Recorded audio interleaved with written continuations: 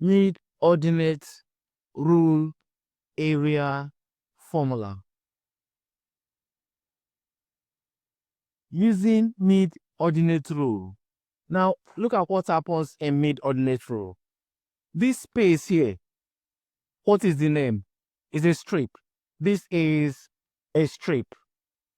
And what is each of these called? Ordinates.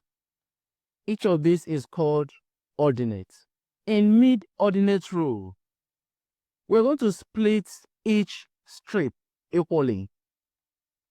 Make sure it is equally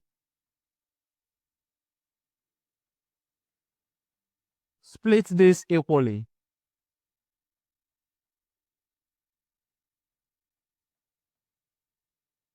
After you divide each of the strip equally, this is M1, this is M2, this is M3, this is M4, this is M5, this is M6, this is M7, and this is M8. M1, M2, M3, M4, M5, M6, M7, and M8. Each have been measured by the surveyor or by the engineer.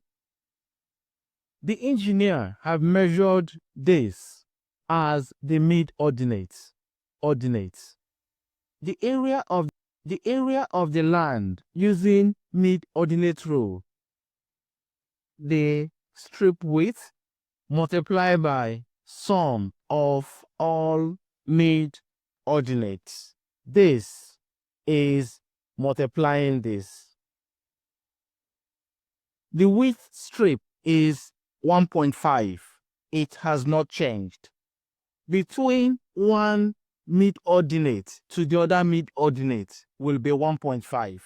We are not going to use these values for the mid-ordinates. We're going to use the mid-ordinate values. The area is 1.5 times in brackets. You are now summing all the mid-ordinates. You multiply it with 1.5. What do you have? This multiplied by the sum of all these is 142.50 meters squared. This is the answer we obtained using mid-ordinate rule.